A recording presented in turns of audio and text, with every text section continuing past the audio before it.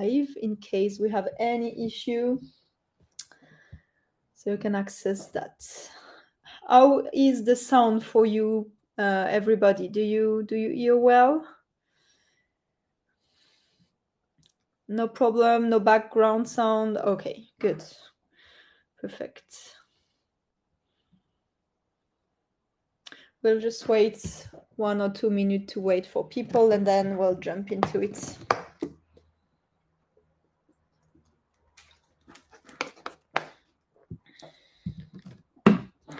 So Francois won't be with us today. He needs to do clinical session at the office, so he's actually working hard until late today. But it will be full woman today.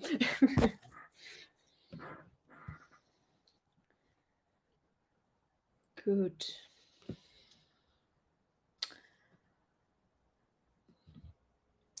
All right.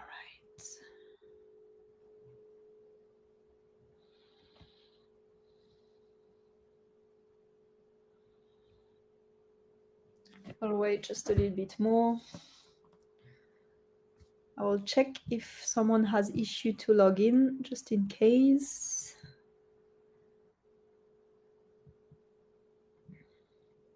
No, okay, nobody has sent an email.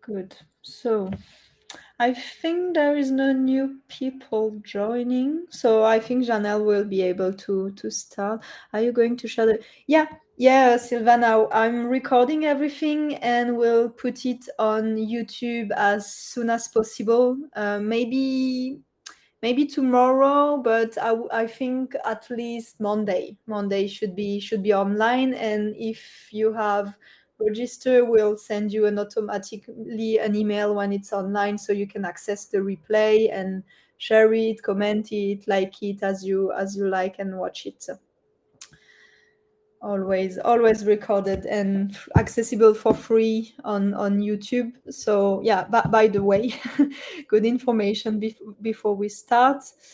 So today's subject is about autogenic training, and it will be presented by Jeannelle, because this is what she does, and she is the pro in that, not me. But if you need more information about, if you're new here, I would say, and you don't know what my team with Francois and Lou, Patrick, we are doing with neurofeedback and stuff like that, and you're interested in it, I will give you some link, because it will not be the subject of today, so we won't go deep into that. So I will just leave you some links. So this is our website with all the information, and also if you're interested about other subjects, other video we have in French, in English, whatever you like to watch. Jeannelle, do you have I can put your link here if you want, also in the chat from your website. Oh yes, that would be nice. Thank you. It's JeannelleGresham.com. Okay, I found it. I'm gonna put it there. Up. And that's Jeannelle website if you need any contacts. Good. Do you want to still briefly introduce Neurofeedback team, Melanie? Or? Yeah, really quickly. Are we visible? No, Maruska, you are not visible and we don't hear us. That's why there is this chat. I can just see the tag name that you put, so I know who I'm speaking. Nice to see you here, by the way. So today's webinar won't be as long as what we do usually. Usually it's like way too long, but people loves it. But today we'll be more focused on one subject and trying to let you experience an autogenic training session, about 10 minutes, right? Yes, the session is 10 minutes. Yes. Okay, good. So you will learn a little bit more about the nervous system, the stress, anxiety, and what is autogenic training and how does it work, and you will be able to experience it. I experienced it with Jeannelle, and it was super, super great. Helped me go through a hard day at that time. So I'm really curious about what you will experience yourself. So before we present Jeannelle and what she's doing, for people that are new here and don't know us, here is a brief introduction of our team. So me, I'm Melanie, and there is Francois that is currently doing the session. There is Lou also that you won't see today, and Patrick's the behind the scene magician at Neurofeedback Luxembourg. So that's our team on our side. And there is also one just new member that is missing on that pictures. It's Niati. And she's currently learning how to do what we do so she can join the team and work with clients also. Just briefly, if you don't know what we do, we are using an EEG, electroencephalography with the brain measuring, to help with neurofeedback and neuromodulation, to help adults and kids to better self-regulate the nervous system, get rid of some symptoms like anxiety, stress, attention issue, cognitive difficulties, insomnia, fatigue. There is a huge list of things we can do, we can help, so don't hesitate to jump on the website. We have quite a few pages now ready because it's the brand new project that we did this year and we are very proud of, and it will get better each time you log in. Will be new page, new information, new access to resources. So definitely check on the website. You will have everything you need if you're interested. Then to jump into today's subject, we asked Jeannelle to do a webinar with us because we love the autogenic training so much that we were like, oh, it's a good idea to speak about something that is also helping the nervous system to have a better impact of the nervous system, especially the stress and the anxiety. It is a huge topic today. Unfortunately, a lot of people are suffering from it. So and she was really happy to do that. So thank you, Jeannelle, for your time. And I will give you the lead. People, if you have any question, use the chat, put it in the chat. We'll maybe answer it super fast, or maybe at the end, we'll see how it goes. If we have a lot of questions, we'll maybe take a break, answer it, and then keep going. We'll see, but don't hesitate to interact with us with that. So Jeannelle, you ready? I will give you the lead and I will let you present yourself so people know who you are. Thank you. I'm not sure I'm ready, but yes, I will try. As Melanie pointed out, I was invited from a neurofeedback team, Françoise and Melanie, and I'm really honored and thrilled to be here tonight to put autogenic training especially on the map. Not many people know about autogenic training. But before I begin to talk about the importance of relaxation practice and autogenic training in particular, I shall of course introduce myself and share a little bit of my journey and why I decided to help especially adolescents and children with my line of work. I will be trying my utmost best to be brief and concise so the webinar is not exceeding 1 hour. I was told that who have watched the webinar of neurofeedback before know that it's exceeding often an hour or an hour and a half. Least to say. So yeah, I will try my best. My name is Jeannelle, as you can see on the slide. It's pronounced Jeannelle. I know in the American or English-speaking world we say Jeannelle with a J, but it is actually Chanel, like the French fashion designer. Good. Looking at the spelling, you wouldn't think so, but trust me on this one. It's the Danish version of Chanel, and I am from Copenhagen. I worked 25 odd years in my former career in import and export cargo transportations. And through those years, I was located in Copenhagen, London, Hamburg, South Africa, and the Cayman Islands. I was also a passionate globetrotter and traveled whenever I could see a gap of absence in my workload. My friends often called me a free spirit. Thinking about it today, actually, just reading my transcript, even as a young adult, I would take my time out of my busy schedule at work and just nurture my well-being. Well-being, as Melanie Beautiful said, is the red thread of this evening tonight. So in 2006, I became a mother to our daughter. At that time, we lived in the Caribbean. And soon after birth, my husband and I decided to reside in Europe, where we settled in Luxembourg in 2007. My husband is from New Zealand, so it was not an obvious to go back to Europe. In 2008, our second child was born, this time in Luxembourg, in Kirchberg, in the Bola Clinic.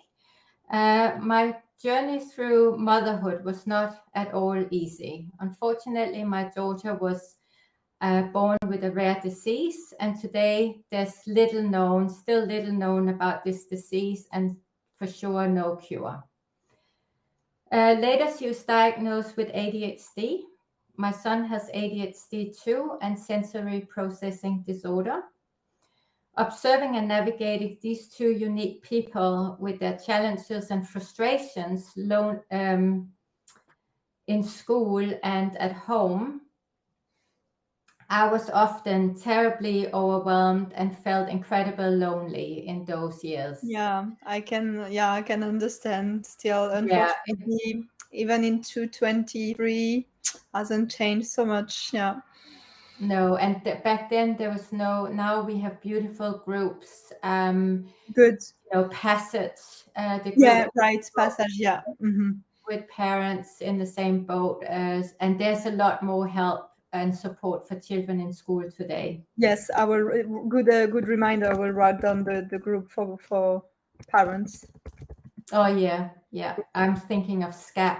Just yes, but I think they are overwhelmed too. Oh, that's true. Yeah.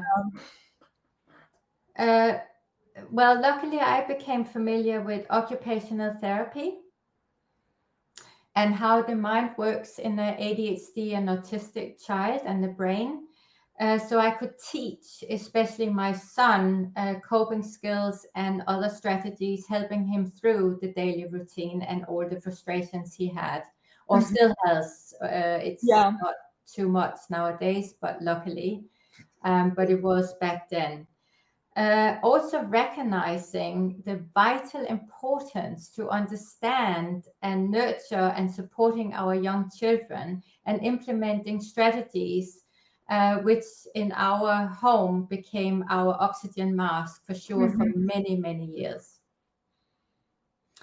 Anyhow, my children grew up and turned into teenagers, and they can actually advocate for themselves very well and very healthy. So it was no longer about us. It was about anyone else as well. I began to volunteer and advocate and be a mentor to the students and children in the Elizabeth Foster Home and in a remarkable and rewarding academic program at the International School of Luxembourg. Good. Your personal flight has helped. Your personal experience and how the path you went through was having a purpose to help others that went through the same issue and feel lost about that. Yeah, exactly. Yeah, I really had that desire to help others because back then, luckily today it's a bit different, but back then we had no one to turn to really. Yeah, you know what it is to be alone and with this challenge. Yeah. And also, of course, it was a huge career change for me as well. Oh, yeah. Going from, shifting cargo around the world to advocate for children. I mean, nothing's impossible, right? Yeah, exactly. It's, how the journey goes, right? It has different paths, luckily. Crazy how it changed. And then when you look back then, you're like, wow, what a change. Exactly. So as you mentioned before, the COVID pandemic came. So in 2019, I had actually just finished my teaching course training. But seeing the reports of the declining in mental health in adolescents and children, including myself and my daughter. Actually, my daughter went to boarding school in 2020 because she was so fed up with the restriction. And she came one day and said, "Mom, you know what? Can we consider boarding school? Because I bet there's no changes. We stay on the boarding and we can go back to school and have activities." And sure enough, it was exactly like she said, luckily. So she was a year away and didn't miss activities and so on. Good. But of course, that led me to want to do more. I wanted to advocate for the children I already was seeing in the international school and in the foster home, but also with a holistic approach. So I began to venture out and open interest for holistic healing and relaxation methods and strategies to regenerate, well, first of all, myself, of course, also, looking back on all these years, struggling. So I had a lot of regeneration and healing to do just with myself. And literally, having practiced now autogenic training for almost 2 years, it is becoming my life savior. It has to be practiced regularly, but it is becoming my life savior today. I guess circumstances like these make us resilient, but also curious. So last year, I took a leap in faith and I launched my own studio for relaxation training and guidance. So basically, making a very long story short, how does stress affect us? Because literally overwhelming, struggling, sleeping deprivation, and so forth, it's stress. So how do we conquer that? So on the next slide, looking into the different stress factors which actually create stress or can lead to stress. Everyone experience stress on a normal basis, and our body is equipped for stress. Stress is divided into two categories. One is the positive stress, also called eustress, which is caused by competition, so sport competitions or exams, sexual intercourse. These often create happy impulses, of course. The other stress, however, is called distress. And here are a few factors I have divided on this slide into categories, which is, of course, the environmental stress caused by reporting and bad news, climate change, famine, war in Ukraine, relationship with colleagues or our partners. There's the personal stress, which is poverty, divorce, obviously health issues, cancer, loneliness, social media activity overload, especially in our adolescent, fitting the general norm of society, or parents' expectation, especially in neurodivergent children. They have a huge stress trying.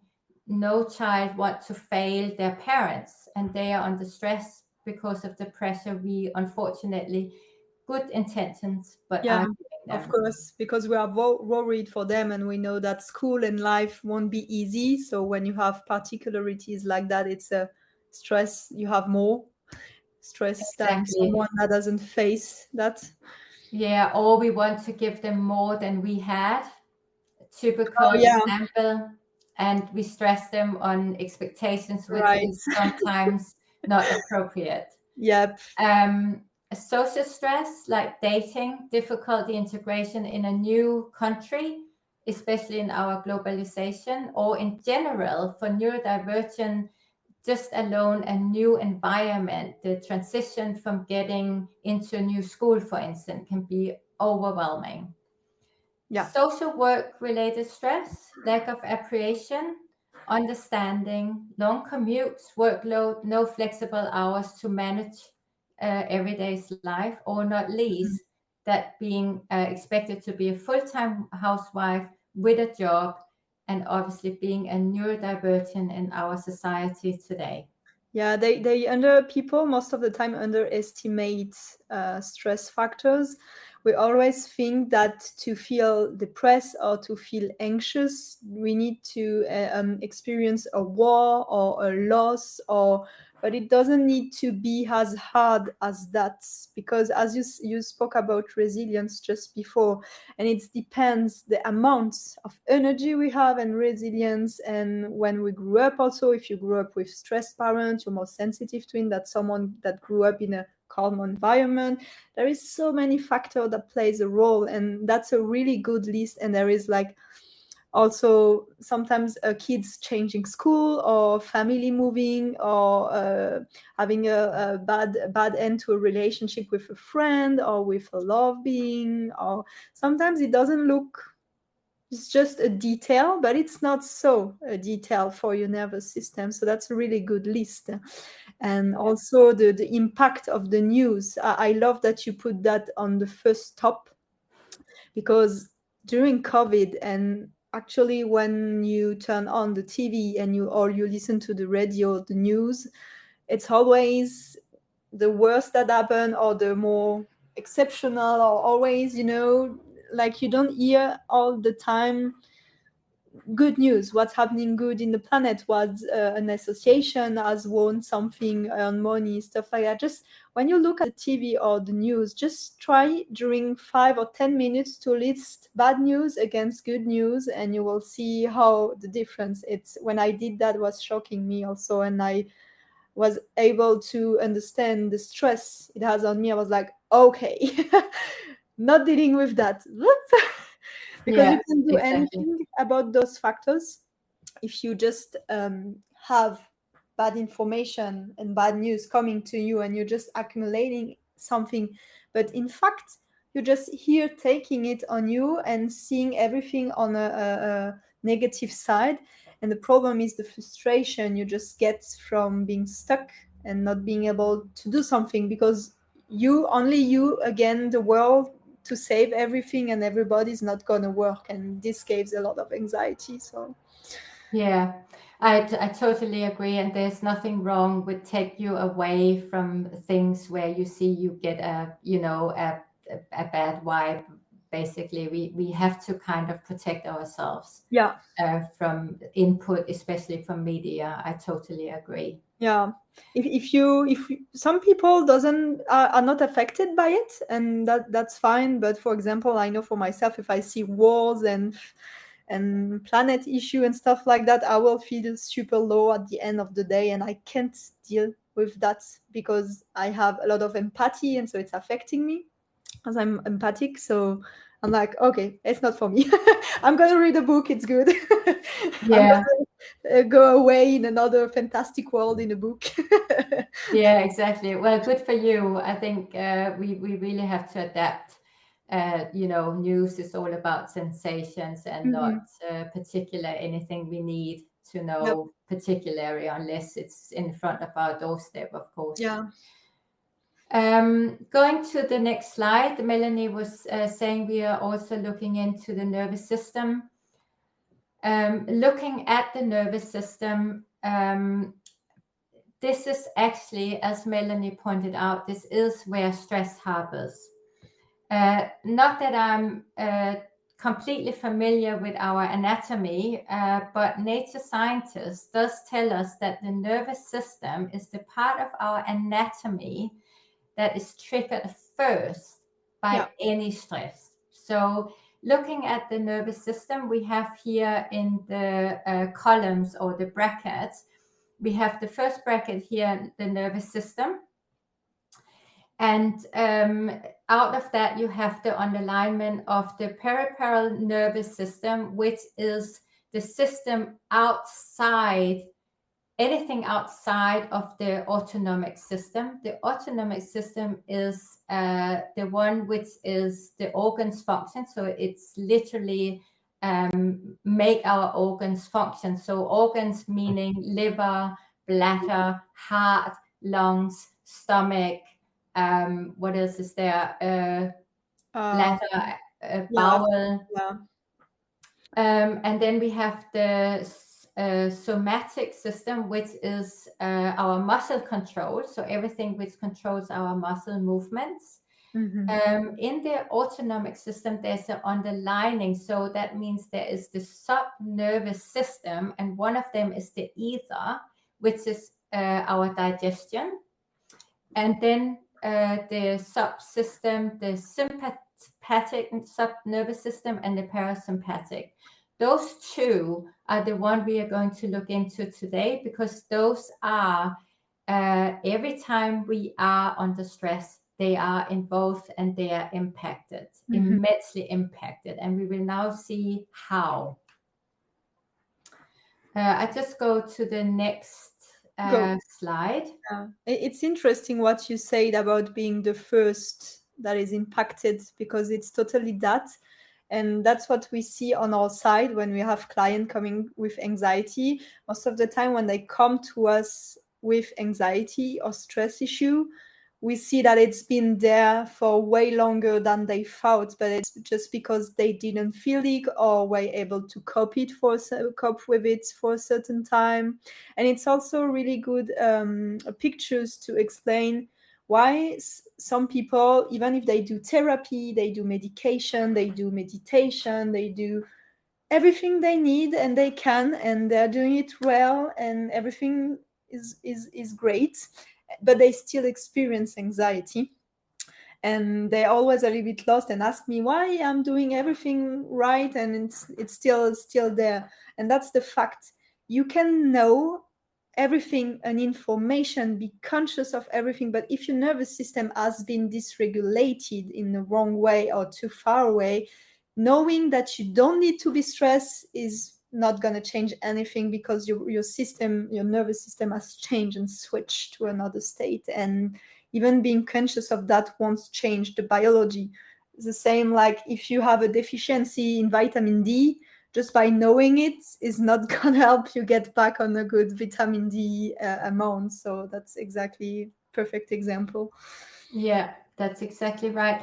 And looking at the sympathetic nervous subsystem first, that is the one, it's also known as fight and flight. So when stress or risk is analyzed, the sympathetic subsystem, the fight and flight, releases acetylcholine, it's called, or noradrenaline, cortisol, and histamine, for the body to establish a well reaction to conquer the situation we are in.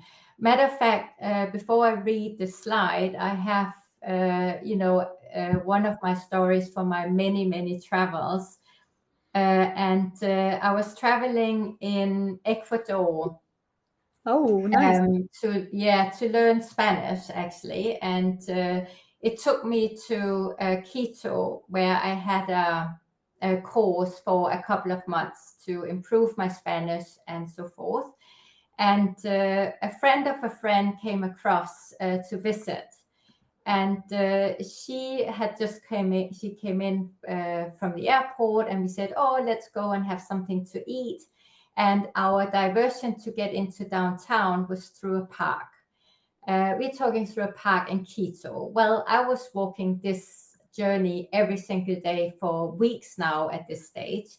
So we went through the park, but she had a huge fanny pack in front of her belly with passport, several credit cards, loads of cash. So we went through the park and had these three boys following us. Oh. And they followed us. We got faster, and talking about the sympathetic nervous system that kicked in, flight. Yeah. So we ran as fast as we could. Obviously, the cortisol, the histamine kicks in. I was fast. She got caught. Obviously, they were after her with the fanny belt. She got caught, and for some bizarre reason, I had to rescue her. So I went back. Sympathicus goes from flight into fight. So Wow. even I had a knife pointed on my throat, I was not budging. I was screaming. My voice was a pitch. It was very loud and clear. And I was, just yelling some common sense into Lisa and Oh saying, my just God. give them that fanny pack. Give them what they need. And eventually, they cut the fanny pack off her and they Wow. got what they wanted. They disappeared and no one was harmed. But, sympathicus kicking in, fight and flight, whatever it is, or both. And then you have the cortisol and the histamine kicking in. So you get the energy source to, do what you need to be doing. Yeah. Heart rate was pounding. Yeah. And you don't need to think. It's automatic. You're not thinking at all at that point. It's just pure instinct. Exactly. And so this is the fight and flight mode. We can come in on, it doesn't have to be drastical at this situation, but any stress will give us this input. And on the other hand, we have the other sub nervous system, which is the parasympathicus, which is completely opposite. So as soon as this situation was over, the body will then return into its marching orders, meaning that it will then be releasing acetylcholine. That will recuperate our body back to normal, meaning slower breathing. The heartbeat goes down, especially when it comes to my situation. I could relax again, kind of reboot. So it does the opposite. Now, this is one situation probably lasting for what, half an hour? It's supposed to, yeah. You're supposed to switch back to a more neutral state, but in a lot of cases, it's not the case anymore. Exactly. That's when so long-term or acute stress problems would actually impede the paranervous system to activate, and health issues occurs, such as asthma, thrombosis, heart palpitations. So you will wake up with your heart beating out of your body, digestion issues, or sleeping disorders, of course. All stress factors trigger the nervous system, as we just said before. It is therefore vital to change your lifestyle and readjust so you reach, so the parasympathicus and the sympathicus reach some kind of an equilibrium state to regenerate. So talking about the nervous system, that is what the nervous system do. If we have problems, issues, stress issues goes to our organs, it goes back to signal to the brain, which is the central nervous system. And we will have a talk about that now. What does the brain do in stress situation like the situation I had in keto, under major stress? So the thalamus, our brain, will take the process of my fear and excitement. It was not excitement as yay, but excitement nonetheless. And it will signal to our cerebral and frontal cortex lobes, which is part of our brain, and the limbic camus. So the limbic camus is in here, and that is our memory. The frontal cortex lobes is linked to our organization skills and sensible judgment. I can't say we made a sensible judgment going through the park in keto with $400 cash or whatever it was in that fanny pack. I can't quite remember. At 3 credit cards. However, my frontal cortex was developed at that time. I was 32 years of age. Okay. But what's full operation? Cortex is not developed in our teenagers before between 20 and 25 years old. Yeah, it can go up 2:30 or totally. Yeah, The frontal lobe is the last one to finish to mature. So maybe I'm on exactly. the end of maturation now. Exactly. So when our teenagers are, sometimes making a very unhealthy Yeah, decision, we know why. We can kind yeah. of excuse They them. don't have good executive and frontal function when they're teenagers, so that's why. No, exactly, exactly. So from there, it goes, so the process then goes further to the amygdala. The amygdala is our fire alarm in our central nervous system, meaning that when the amygdala recognize a situation like the one I had in Ecuador, it will go in hyperfunction, meaning it signals to the hypothalamus, the control center, which regulates our thyroid mechanism. The thyroid mechanism is in charge of our energy source. That's why I probably was an ultimate marathon runner, that 20 minutes or whatever it lasted. It also regulates our body temperatures and waking rhythm. So, on the other hand, though, if there's no threat, saying, okay, the amygdala doesn't recognize any threat, it then generalizes the situation, and all the functions in our brain will then run down and just be cleared, and we can relax. Yeah. Now, what happens in chronic stress situation? Chronic diseases are very common today. So our sympathetic subsystems, which we just was talking about before, stays active, and the amygdala can get totally and utterly isolated. This Mhm. means that any threats are scattered and reach into different brain regions uncontrollably. Hormones are released into our body, Yeah. and all our emotional doors becomes wide open. So it's basically complete chaos. Our body Yeah. remains in that stress modus, and can no longer, there's no longer any mechanism available in our body to No. readjust or to tell, okay, now please reboot. Yeah. There is So no this is of conscious. course, exactly. So this is of course cases where we see burnout, Yeah. chronic anxiety, Yeah. depression, And and you have that's what, you have it.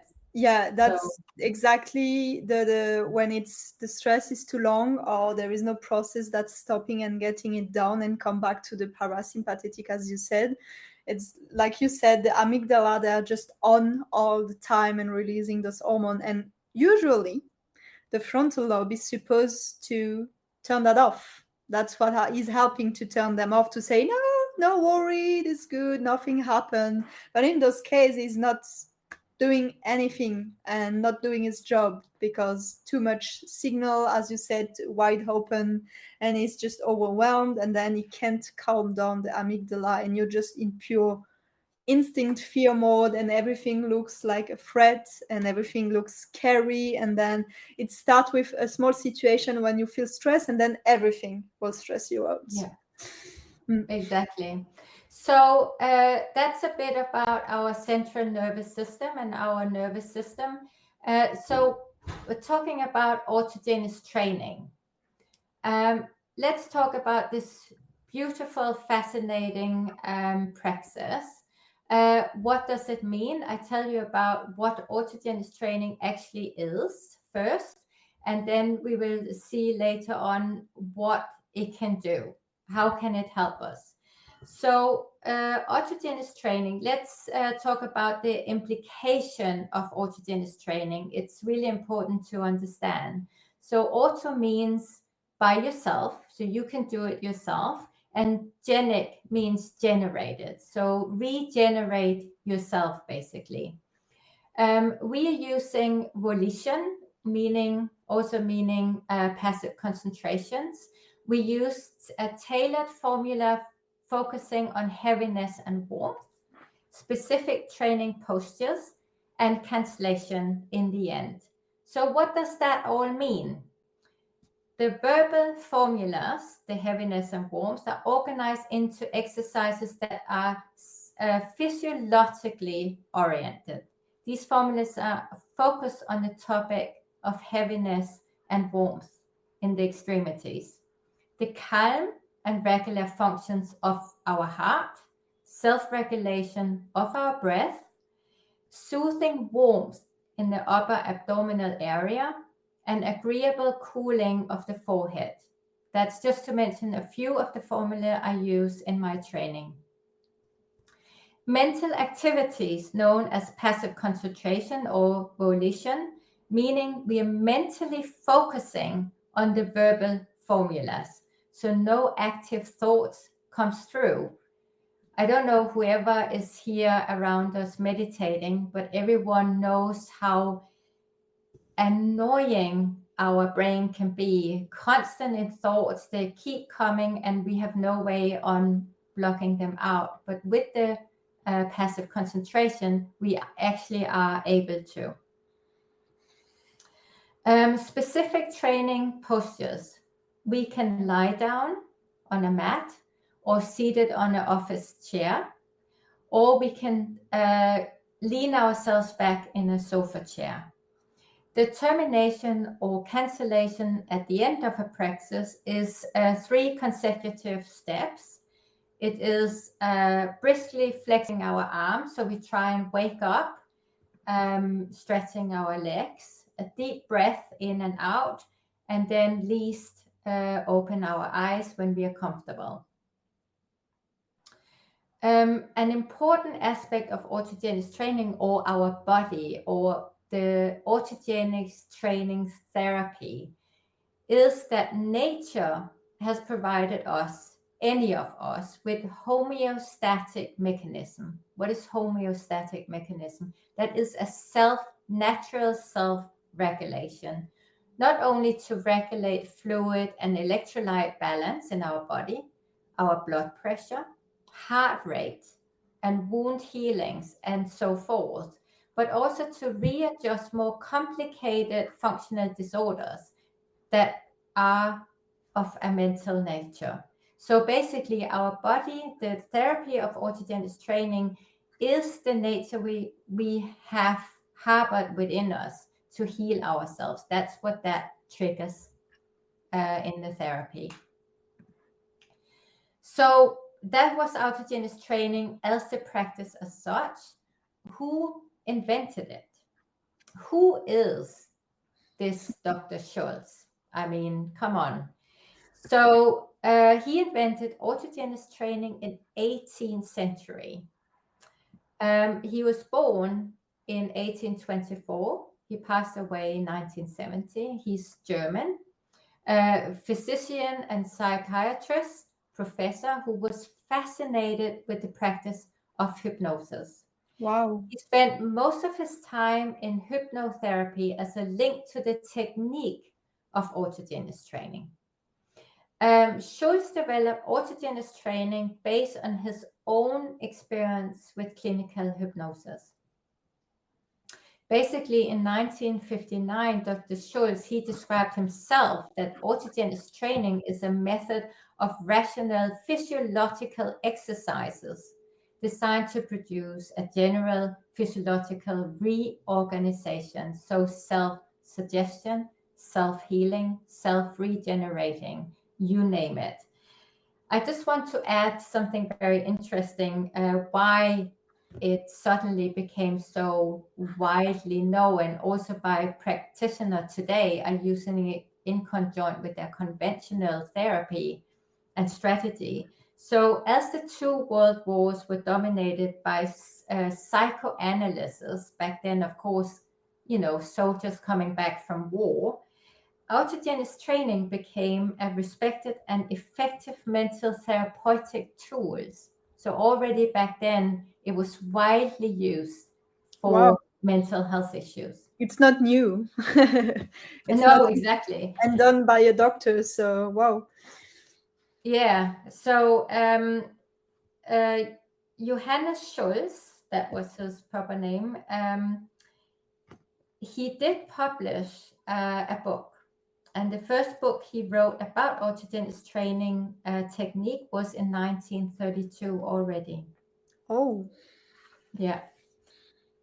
So that is a bit about the history of Dr. Schulz. And autogenic practice. How does it work? That actually work? What is the magic? Exactly. What is the magic about it? Autogenic practice. So not so long ago, actually, not even, well, probably a decade ago, maybe not even, nature scientists discovered that there is a third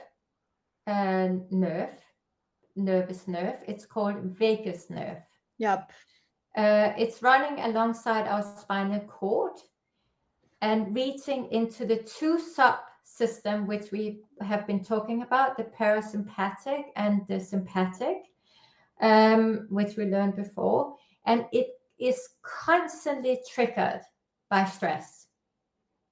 So autogenic training can help us regain our ability to focus and rehabilitate our positive energy source by practicing a stimuli technique like the autogenic therapy. Autogenic training can help with the following. I just split it into categories. One is the physical symptoms autogenic training can help you with. So sporadically headaches, tension in shoulder, neck, and head. We all know it. Wow. We stress, we do this, tense up our neck, head, gives us headache eventually. Skin irritations and rash, leaking gut like diarrhea, constipation, a stomach cyst is very common, even cancer.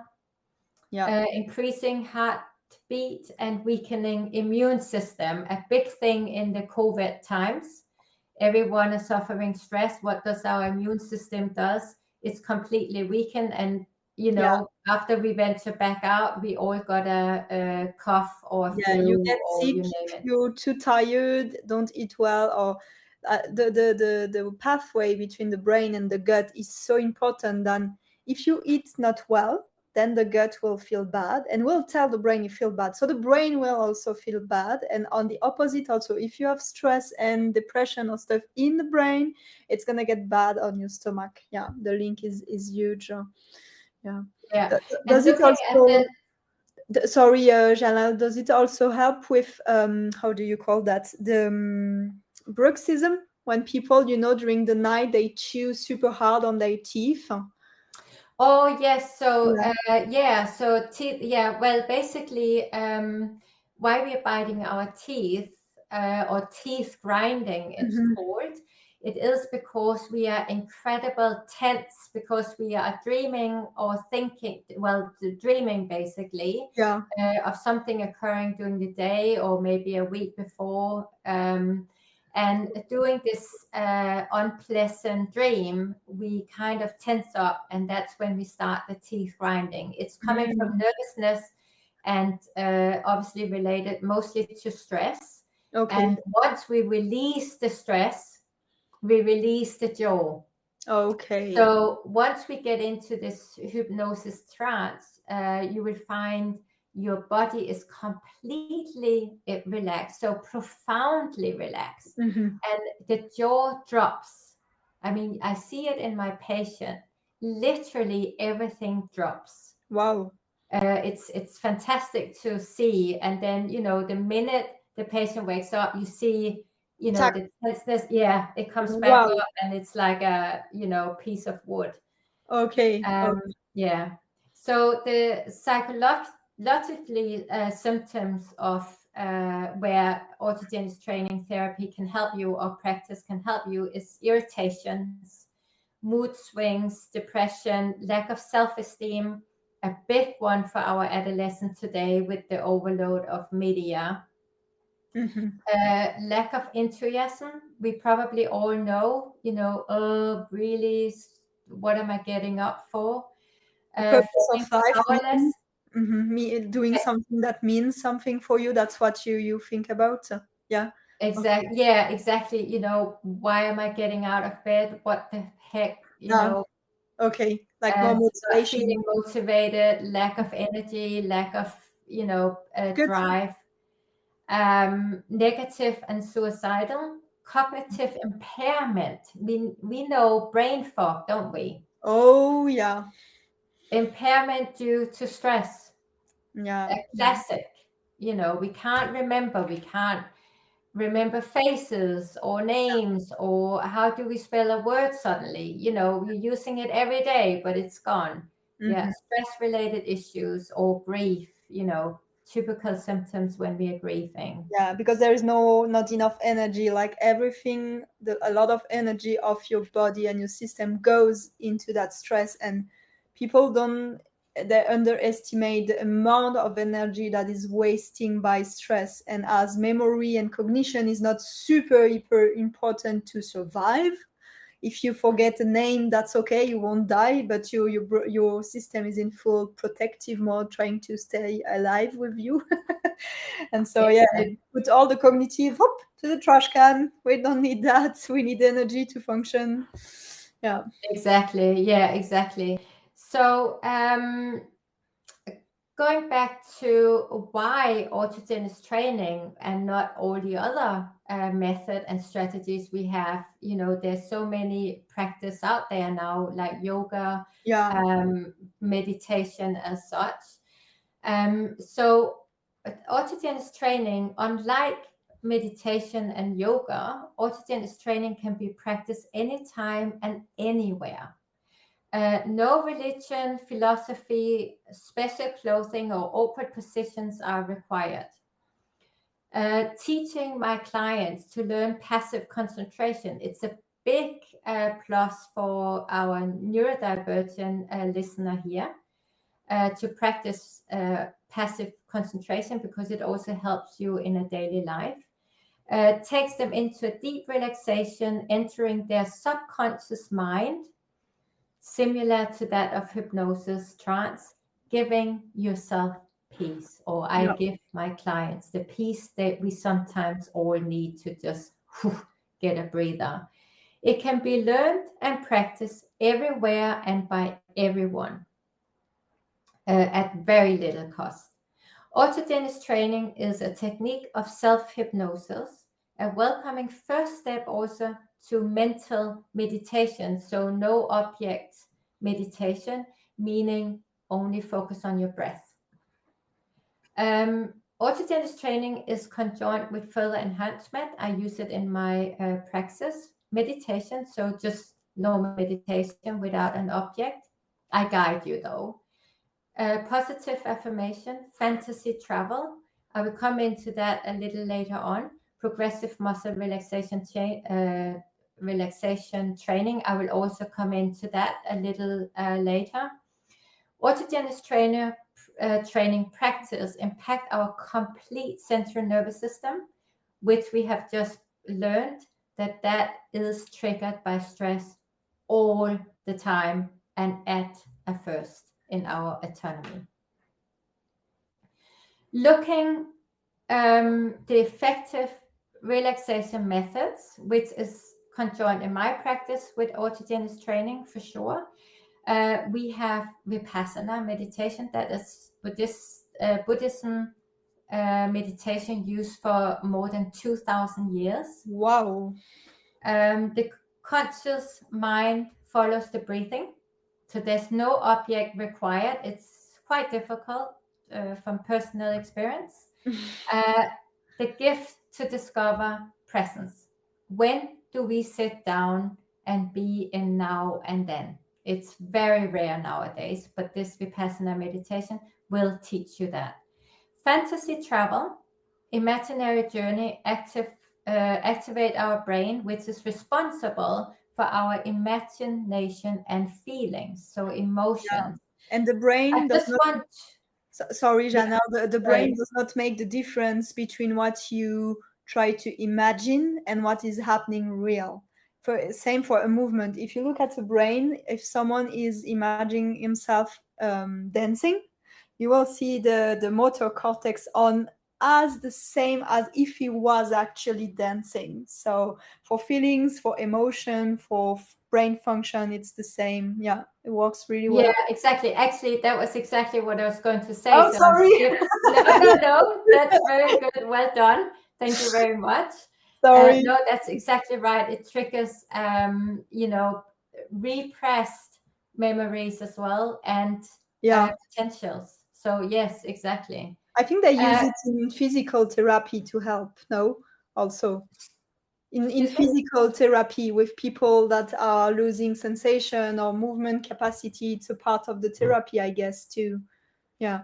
Exactly, because it triggers that imaginations and everything comes up in a subconscious mind. We can't really control it. It comes. Yeah, it's automatic. Yeah, exactly. Obviously, neurofeedback, similar to that of EEG, as Melanie briefly explained in the beginning of this presentation. EEG is a read, or EEG read is a stimuli not dissimilar to that of the autogenic training technique. Only I go in that stimuli or stimuli that technique with formulas like warmth and heaviness, which we were just looking at before. And neurofeedback does it with electronics. So they basically, correct me if I'm wrong, Melanie, they basically put that, the electronic hat or, kind of a hat on top of your head, and Yeah. that makes electronic impulses to your brain. Exactly. You can measure and you can add stimulation on it, depends. But just by measuring it and giving your brain a feedback with a screen, like a movie or music or whatever, the feedback can be anything, but the brain will adjust with the feedback. If you give a reward when he's doing something great with no stress, then he will be happy to continue doing that. But as soon as he's doing stress and you don't give him the reward, then he will learn that, okay, stress equal no reward, and so I don't want that, and he's going to change himself. So, and you can then implement also other electronic stuff on it to help, like having more energy, more plasticity, feeling less tired. You have a lot of things. Yeah. No, exactly. And here is the progressive muscle relaxation training again, or the method. That was developed in 1934, so not long after Schultz developed the autogenic training by an American, Dr. Jacobson. The difference, though, to autogenic training is that PMR, or progressive muscle relaxation, is based on contractions and relaxation of single or muscle groups. I just want to add something to the PMR. The idea of progressive muscle relaxation is that through contraction, so when we contract our muscle groups, we deal with an emotion, such as fear. Go back to keto in my worst nightmare. Fear. So when we relax in PMR, the concept is to let go of this fear. So that's the difference with the autogenic training and the PMR as such. Let's go and see on the next slide, if I can. Normally it should, but I can help if it's stuck. Nope. Good. There we go.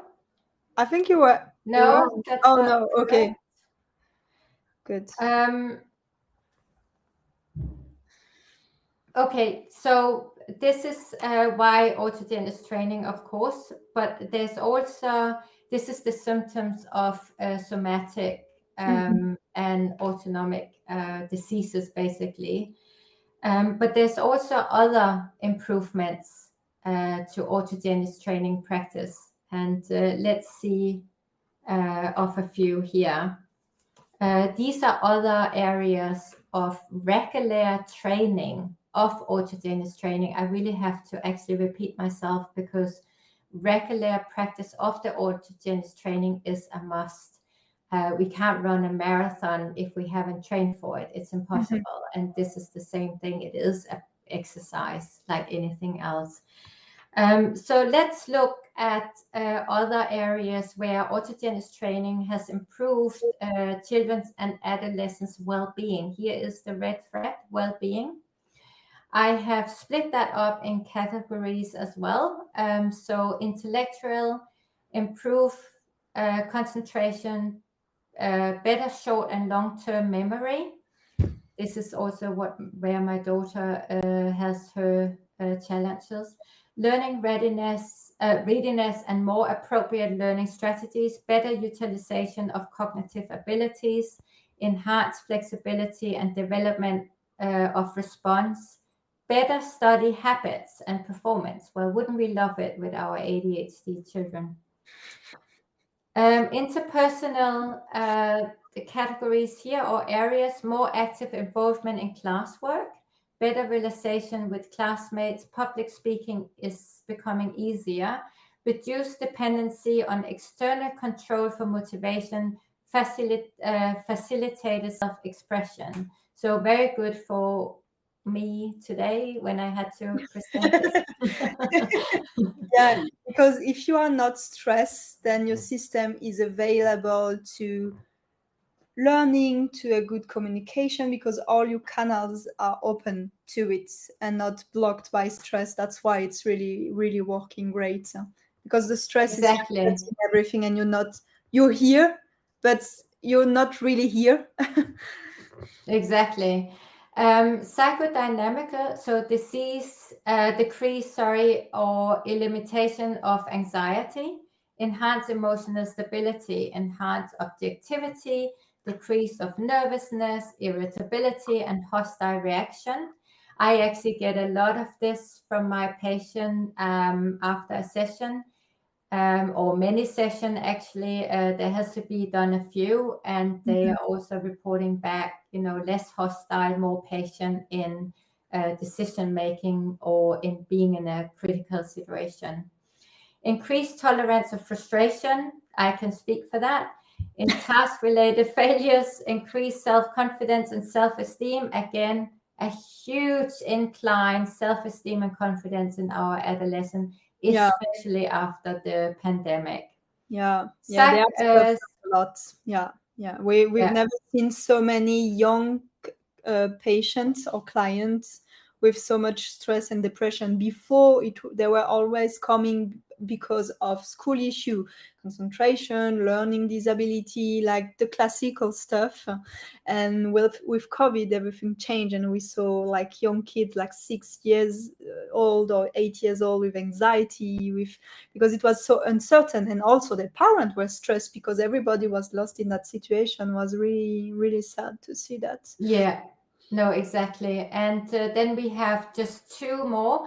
The psychophysiological area or aspect, decrease or disappearance of interference from physiological reactions such as sleep disorder, leaking gut, disturbance, headaches, tics, speech disorder, fainting spells, breathing disorder like asthma, allergic reactions, and immune diseases as well. Is it linked to decreasing inflammation also in the body? Yes, of course. That's why. Although I have to say, increasing or decreasing inflammation also comes with our food, our diet. Yeah, of course. That has to be a balance.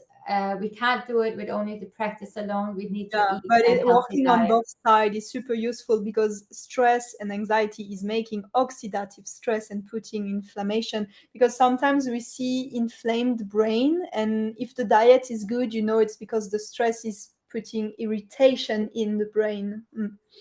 Yeah, exactly. Yeah, influx is a big thing as well. We get that from upset stomach, nervous stomach.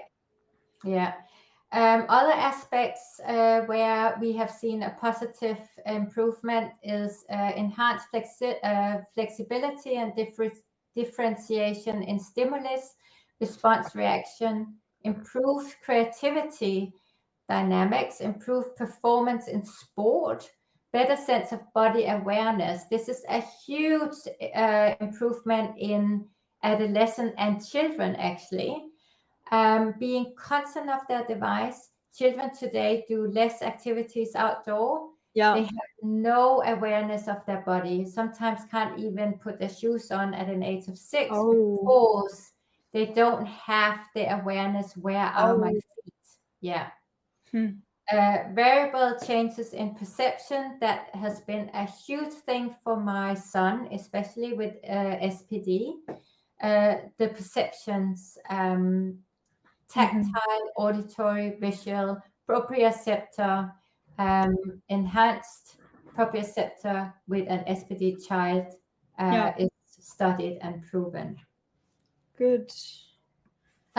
So let's move on. Now, Jeannelle, I saw an interesting question about Maruska is asking you, so kids can come for session, learn to do AT, and it will affect that concentration positively. What happens in a session? So yes, of course, I work with children. However, they do have to understand the concept, meaning at least an age of 8 is appropriate for the training, because we have to learn the technique. And the session is exactly as we were going through now in 10 minutes. Yeah. That would be the same session for your child or children. And I will add on, once we have conquered in a session with a child the basic of autogenic training, once they have figured out what they needed to be doing and they can relax. The biggest hurdle of the technique is to relax. And especially if I have, for instance, an ADHD child, it is sometimes, it's not impossible, but it will take some time to have this child relax as we should be relaxing to get further. It's super hard. Just come back to briefly the session with your child. So we will have the autogenic training, which you will see in a minute or two. And then I will add on, as I can see the child is more and more relaxed in our session and we get to know each other. That's also very important. Yeah. And it's very verbal, but I will work with the child. We will be a team. It will not be that I just do something and the child is uncomfortable or whatever, and I will add on, I will tailor-make the session for the child's needs. And that's basically what we're doing. It's a teamwork together. Good. It's completely teamwork. Yeah, I will never do anything by myself. It's no, the same the as child has to be with it. Yeah. To do it with them. Yeah. Good. So are you all ready? Everyone awake? Still there?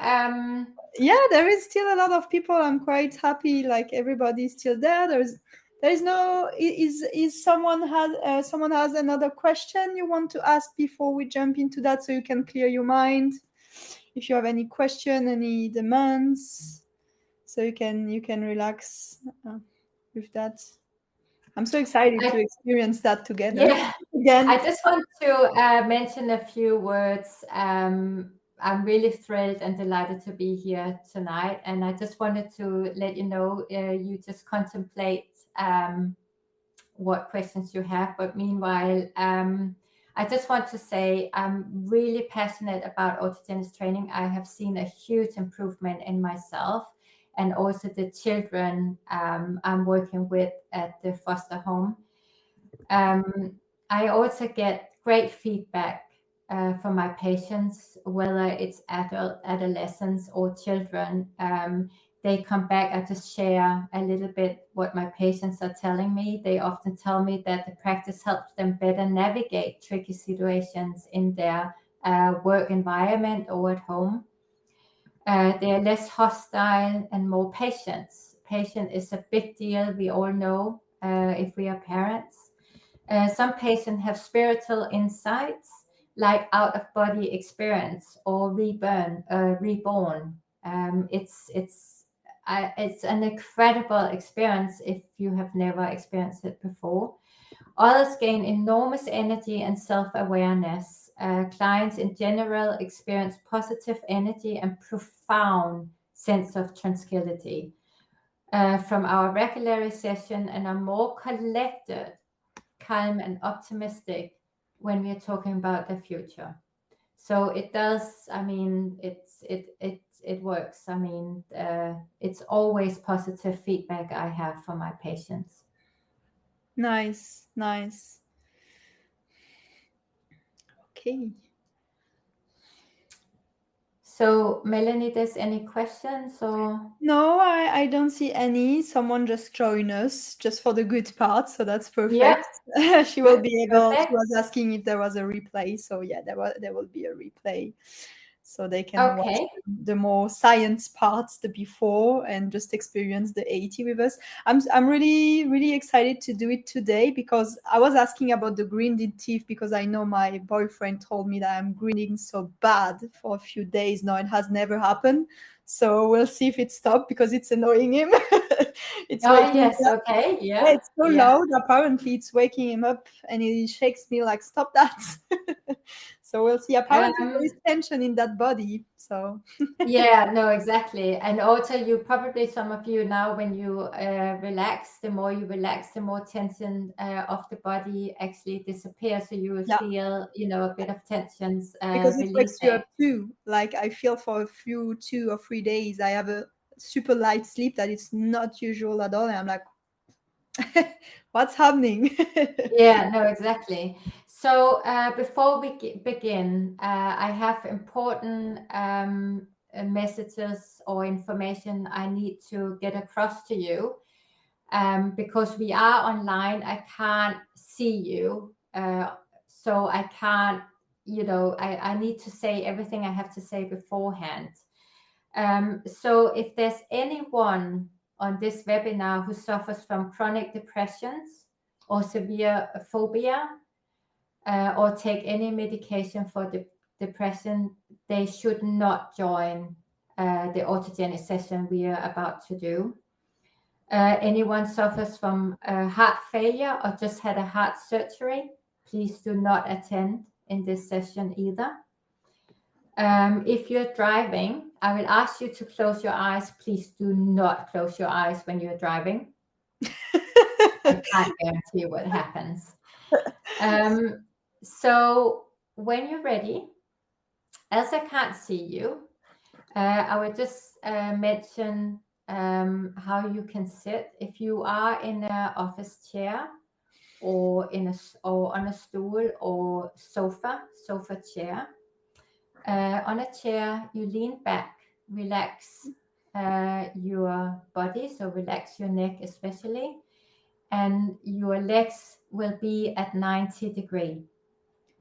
If you are in a sofa chair, you can stretch your legs a bit, but make sure your foot soles are on the ground so you are grounded. Your arms relax next to your body, not on a lean or anything. They are next to your body. You don't interlock your hands in front of your abdominal, and you don't cross your legs. They have to be straight or 90 degree or relaxed.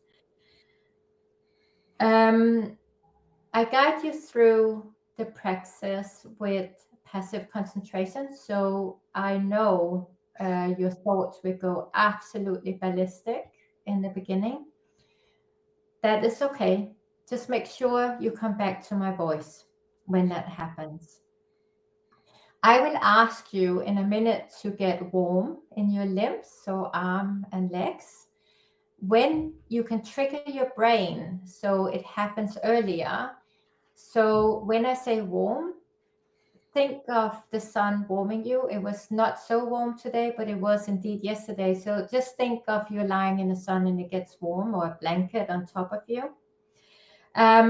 When I say your arms and legs are getting heavy, well, that's actually the first I will ask, getting heavy.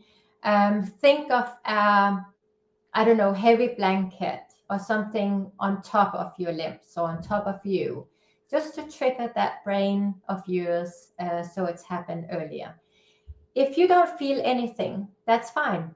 Just relax the moment, enjoy the moment and come back to my voice. If you have a train of thoughts, try to just let them pass you. But I will guide you through all this. So when you're ready. We are. Okay. So close your eyes and just feel your body now and here. Listen to your breath. Let's just take 3 long inhalation and long exhalation out your nose.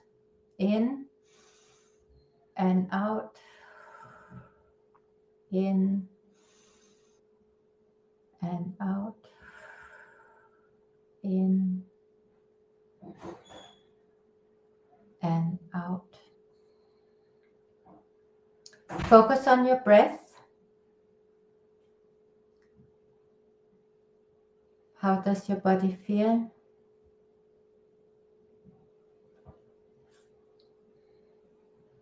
My breath breathes me. Just focus.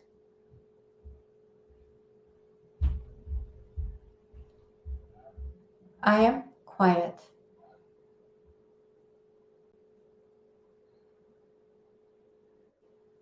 I am quiet.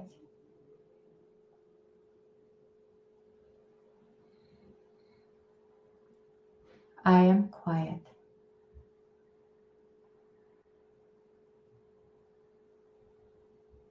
I am very quiet.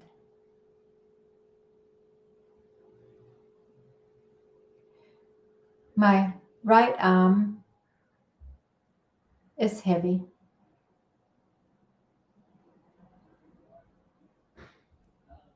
My right arm is heavy.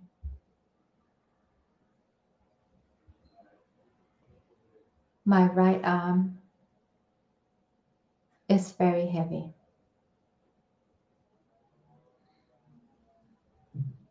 I am quiet.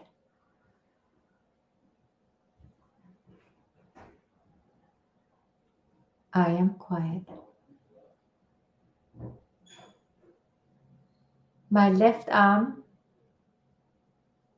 is heavy.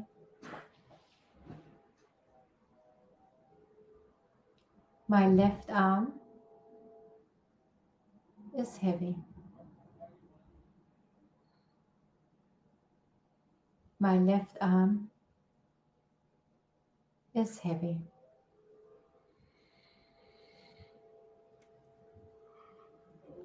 I am quiet. I am quiet. I am very quiet. My right leg is heavy.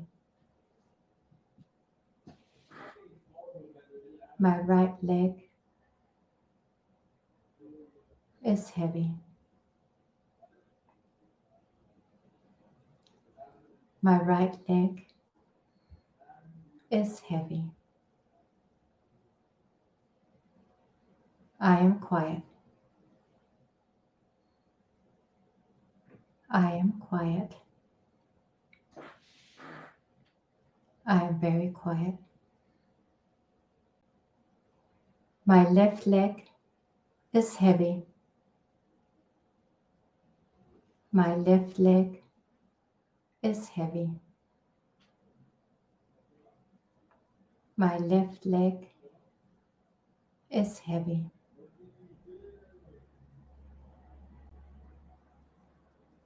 I am quiet.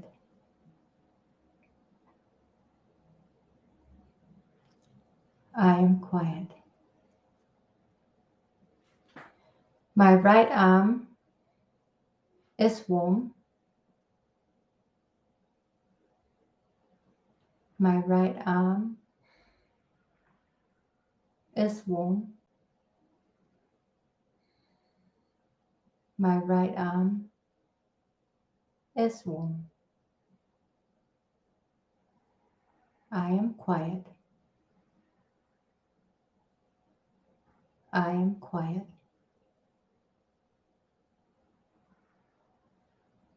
I am quiet. My left arm is warm. My left arm is warm. My left arm is warm. I am quiet. I am quiet. My right leg is warm. My right leg is warm. My right leg is very warm. I am quiet.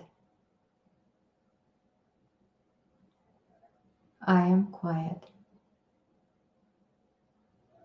I am quiet.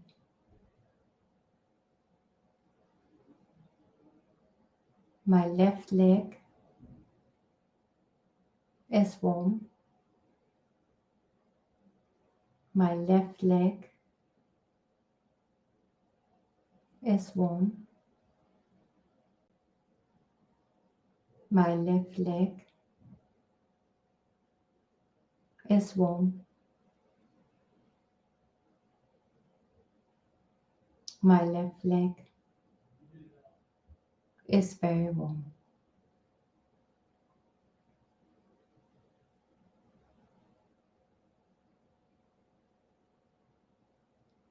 I am quiet.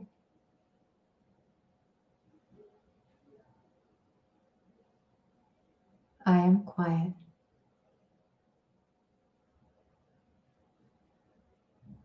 I am at peace.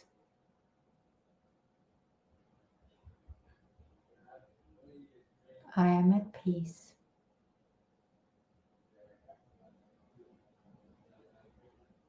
I am at peace.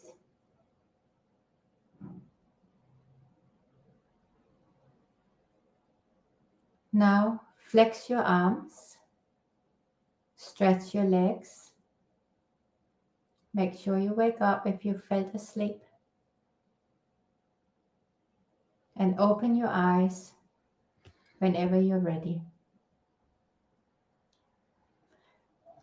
I didn't hear anyone snoring, so that was a good thing. I think so. I think so. You made me yawn a lot. Mm-hmm. And that's the first I time. saw that, Melanie. Yeah, well, that's what it does when we are really tired, right? Yeah. Yeah.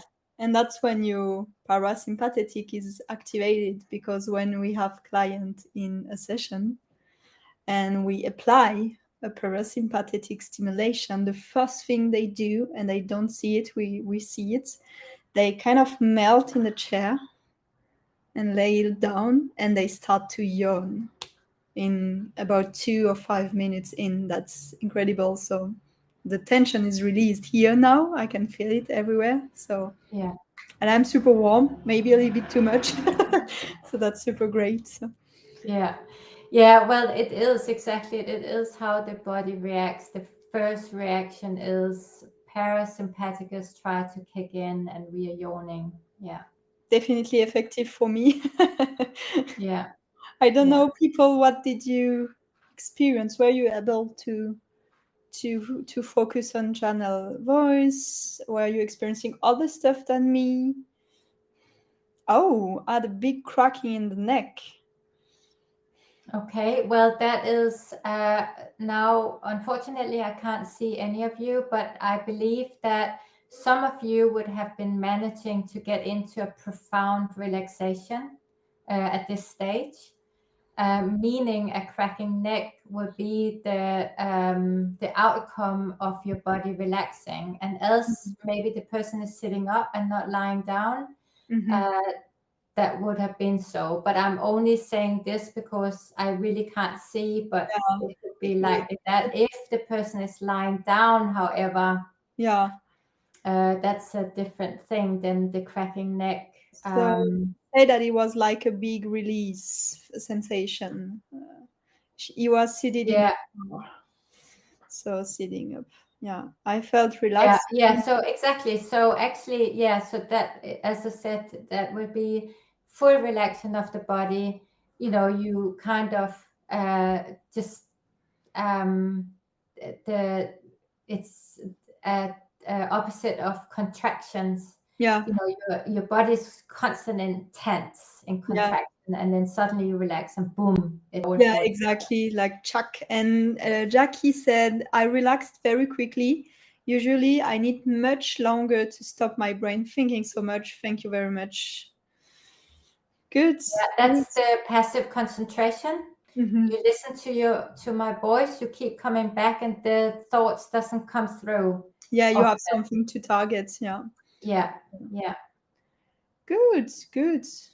Was nice. I feel relaxed. I feel relaxed too. That's cool. Excellent. Well, thank you so much for those feedbacks. So someone is asking if they can combine your session, AT session and trainings with what we do in Neurofeedback. How Yeah, does of it? course. Yeah. Yeah, that is a Always, huge always. benefit. Yeah. When you There work would be on double.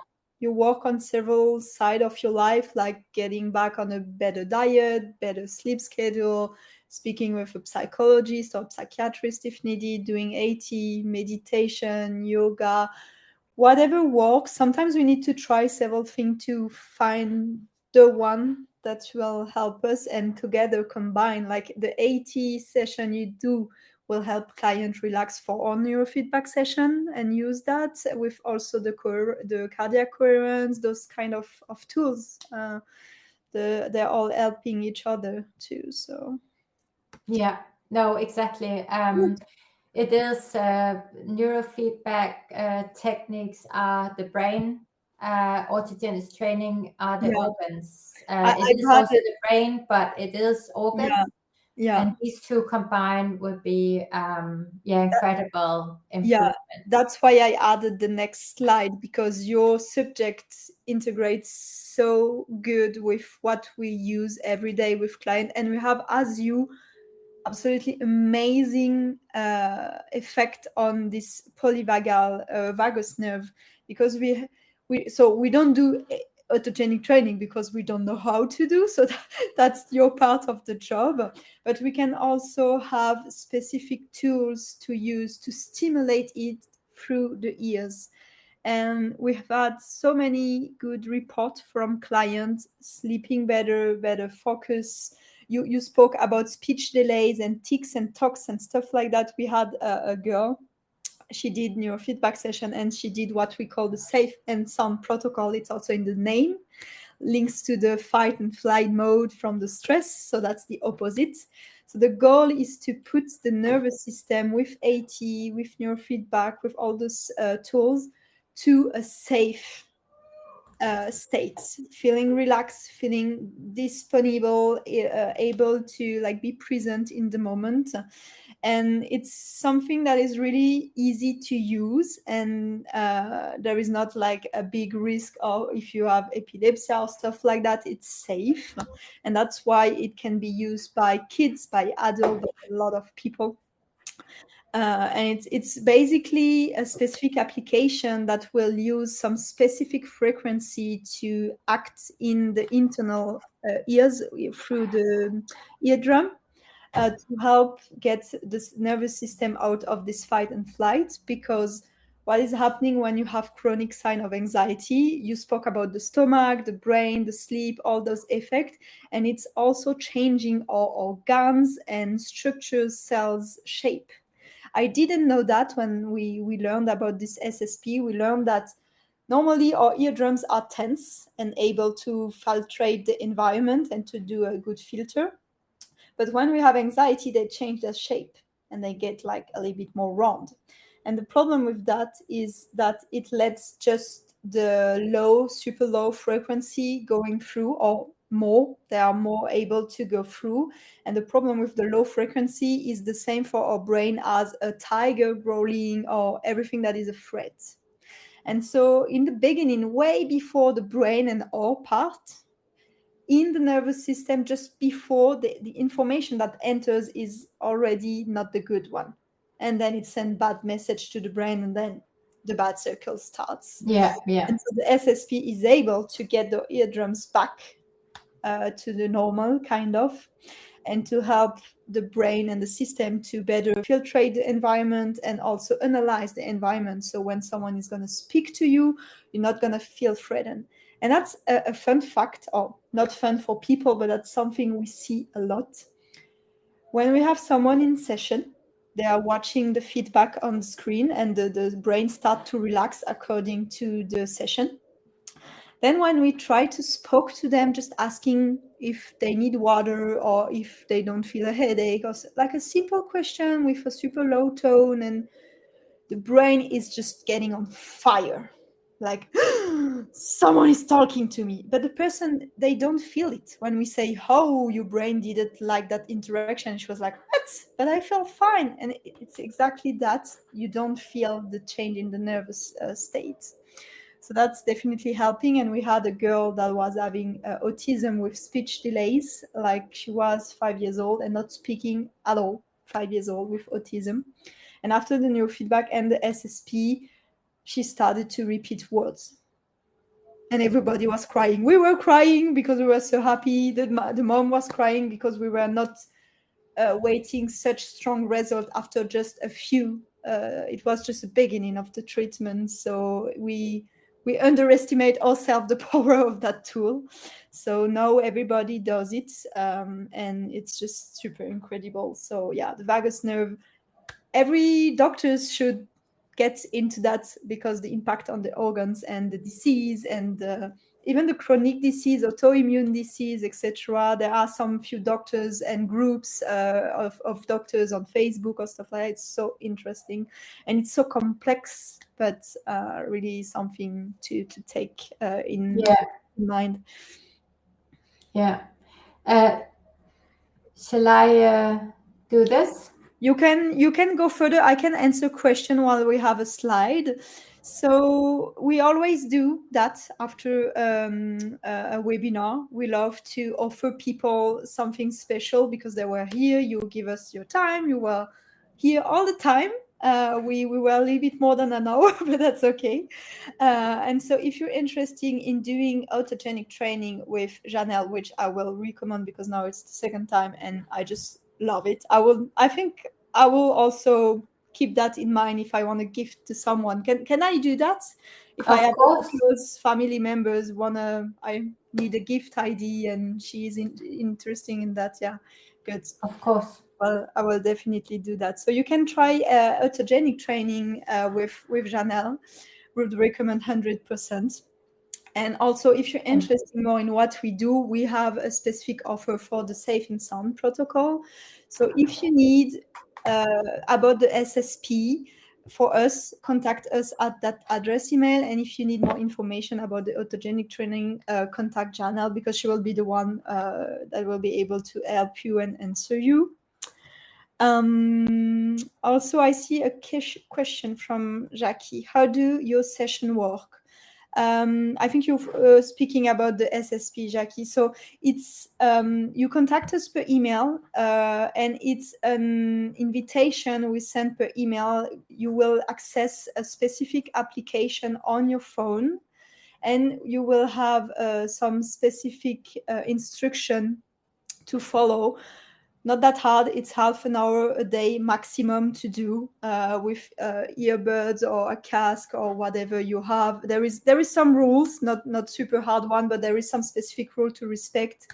As for the AT training, like not under medication or stuff like that, for the SSP, there are a few rules to respect: the orders, the amount of time per day, stuff like that. And so once you have the application on the phone, you can access, and there is different module with different protocol to do in a specific order to prepare the nervous system, then to get him back on track, and then to get him balanced and rounding a little bit the age.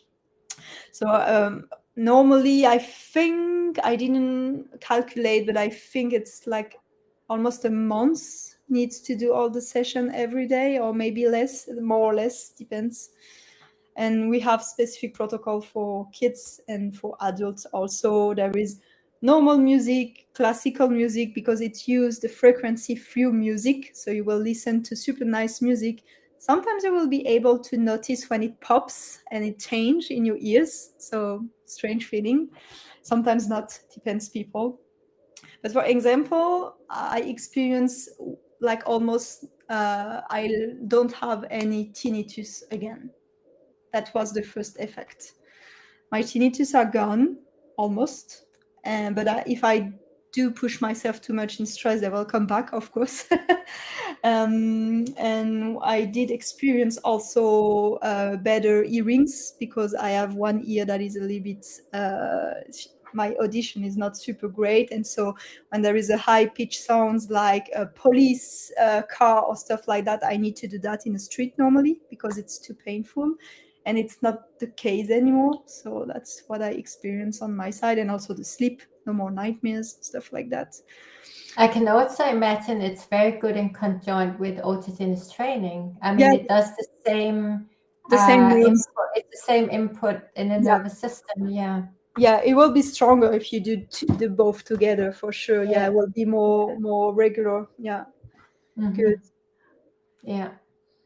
I didn't mention actually at all, I don't think, correct me if Oh, I'm wrong, but autogenous training is a technique you take home. So once you have had 8 sessions with me, yeah. you're ready to do it by yourself at Oh, home, and you have a tool, and this is why I'm so passionate about it actually. You okay. become a tool to heal yourself with regular practice. Yeah. And Okay. that's also why I'm so thrilled for adolescent and children, because they can Use it. implement that tool very early on, even if it's repressed for certain years. They Yeah. cannot forget it. It's like riding your bike. You will not forget it. Yeah, exactly. So Jackie was not asking about the SSP. She was asking about your session. How does it work? Is it like online? How long does the effect last? How I, many sessions should she take, and how much does it cost? So the price is already on screen. I guess that's the yeah. one. Yeah. Yeah. Jackie, yeah, sorry. This has been my first ever online session. And obviously people had a good experience. So I'm not yet doing it online. So you will have to come to my praxis. If you look at my website, but it's in Avenue du Septembre 133. It's near Park Mall. And you come for one session. Normally it's 8. It's cheaper, less expensive Yeah. if you take a session of 8, especially with this pricing today. However, after 8 sessions, you will have the tool to go home and practice for yourself, even before the 8th session. But I will tailor-made, when we get to know each other, I will tailor-made a complete session for you. That would be autogenous training, it would be fantasy travels or meditation, depends on what our goals are for the 8 sessions. So yeah. Good. There is a super interesting question, Elisa. Thank you for asking it. I would give my answer, how I see that, depending information, and Jeannelle, if you have other insights about that. So Elisa is asking, how will this work when we are put back in the same environment condition that are causing the stress? Because I mean, I managed to relax outside of this environment, but the moment I'm back in that environment, I cannot really control how I feel hacked. So I don't know about which situation you're speaking, but I will give you example. If the situation is a super toxic one, like, I don't know, a family or husband or whatever it is that is super toxic and bad on you, or in work, if there is super bad management or, I don't know, harassment, stuff like that, of course it will for what I experienced with neurofeedback, it will not avoid your system to react to that, because you're not supposed to handle that. That's not okay. And your body will not let that happen because it's a threat against you. You can't cope if there is a violent environment. You need to get out of that. So, for example, yes, neurofeedback session works. We've had already clients with problem at work and in their private life. It has worked them to gain the strength to find a solution and get out of the situation, because at the moment when you're totally down, you're not able to change. But of course, the neurofeedback and the SSP won't make you like a robot, and a totally automatic robot, not feeling anything in a stress environment. That's not possible, because that's not how we are made. Now, if it is something that looks I don't know, you need to go in the car and ride, that should not stress you, and it's a normal situation, but because of some event it stressed you, then it will not happen again. When we do the neurofeedback session and the SSP, the people are able to face their fear or phobia or whatever, and the system won't react again, because it's realizing, oh, I wasn't that bad. I didn't need to stress so much before. That's gone. That's the past. And so we've had clients able to take again the wheel and drive and face their fear after that. So that's my mixed question. I hope it answers you. I don't know, Jeannelle, if you have something to add about that. I just want to add, as we were looking through the slide before, if we are in constant sympathicus, or as you are saying, the environment is toxic and it doesn't change. The thing what we does with relaxation methods, all of them, we take you out of that situation, completely out, meaning we teach yourself a different perspective. Meaning, I had a patient, for instance, and she told me I changed her life. Her scenario was she is suddenly living with her 92-year-old dad, and it's not easy. He came from home, which is a foreign country, had never lived in Luxembourg before, suddenly back at his daughter's doorstep. And she didn't know anymore what she could do. She was so hostile, so frustrated, didn't know how to respond. He was so demanding, had so many problems. You can just imagine. Mm-hmm. With the relaxation training, we could together take her out of the situation, and the perspective from the subconscious mind comes up automatically with all these ideas. She ended up having a complete different mindset towards the dad, meaning that the dad was no longer so toxic in her environment. She completely changed the situation because of her own well-being. Wow, so sometimes sometimes, as I said, we take that oxygen mask first. The first thing they say when we fly? Mm-hmm. Put the oxygen mask first, and then put it on your body. Mm-hmm. Sometimes we need to have that strength to get a different perspective of the situation. Mm-hmm. Good. There is another question. Marie-Claire is asking, you talk about fight and flight reaction in stress situation. What is with the freeze reaction then? What happened? When does it come? Yeah, so the freeze, actually, it's fight, flight, and freeze. Mm-hmm. So the freeze reaction is coming exactly the same. Go back to the situation I had in keto with the pointing knife at my throat. At that point in time, I already had the flight and the fight mode. They don't all come together. It depends on the situation. Yeah. But basically, when I had that knife pointed at my throat, I could have frozen completely, not doing anything, not scream for help, not maybe not even be running back to help this friend that I didn't even know. That's the frozen scenario, and it comes when you are utterly stressed or in a situation where your mechanism can no longer work.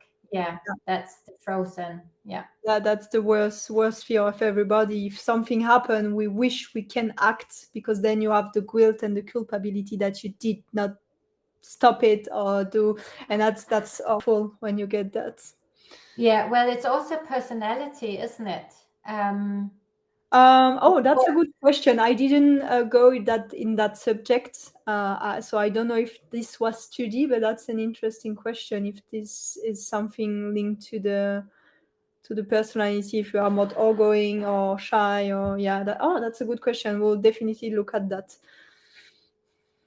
Yeah. Good. Is there other question? I will just check quickly on Facebook if there is some question on the live, but I don't think so. Everybody was here on our application. Well, it has worked well. I'm happy. It was a lot of people, so that's nice. Happy that everybody was able to experience what you do. Yeah, thank you very much for that also. Yeah, I'm thrilled to be here. I have to say it has been a very pleasure experience for me. Yeah, you enjoyed it. Nice. Yeah, very much so. I'm wondering if I should take up Autogenic training online now. Oh, here we go. Starting a new project. Exactly. Yeah. You never stop learning. So No. The first webinar we did with COVID was how it has led us now to where we are now. It's amazing when you just choose to change or start something, and then woof, just go. yeah. So thank you everybody for your presence, your nice word and experience, question. There will be a little bit more webinar on our side. We'll redo a webinar about learning disability, how we help our client with neurofeedback and SSP more in detail in English. And we'll also in October speak more about PTSD. Those two subjects are super popular, and we have always a lot of people. So we try. They're already available on our YouTube channel, but we try to redo them more regularly so we can change information, because we have new information, new learning. So we try to update it. But if you're already interested, there is an old version on our YouTube channel at Neurofeedback Luxembourg. If you have any question, don't hesitate to use the email address of Jeannelle on our info. Don't freak out, because the delay of our answer on our side can be a little bit longer. We are short on staff, but we'll not forget and answer your email as soon as we can. And if you have other suggestions, if you want to do a webinar with us, if you're working in something like Jeannelle is doing, or something else close to us, if you're interested in sharing experience, if you want to learn more about subject about the brain, give us ideas so we know what to present, what people are interested in for. All right. Any other thing you want to add, Jeannelle? I don't want to add too much. No, thank you very much. It was a long night, and thank you for being with us still, or some of you anyway. No, I just want to say thank you so much, Melanie, for giving me this opportunity. You're welcome. It was a pleasure. Mixed pleasure.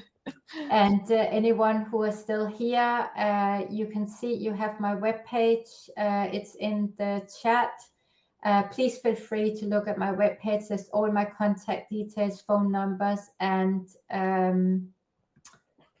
email address. And yes, I will definitely come back to you if you have more questions. Please do not hesitate to contact me of anything. So, yeah, well, thank you so much, everyone who also was here tonight. And thank you, Melanie. And I guess we will stay in touch. Yeah, I will send you. So I will stop the recording now. I will let everybody go out, and I will send you a Google Meet link per email so we can debrief together now a little bit, if you agree with that. Yeah. We can. I'm turning it off now and sending you an email, and see you in 2 minutes. Thank you, everyone.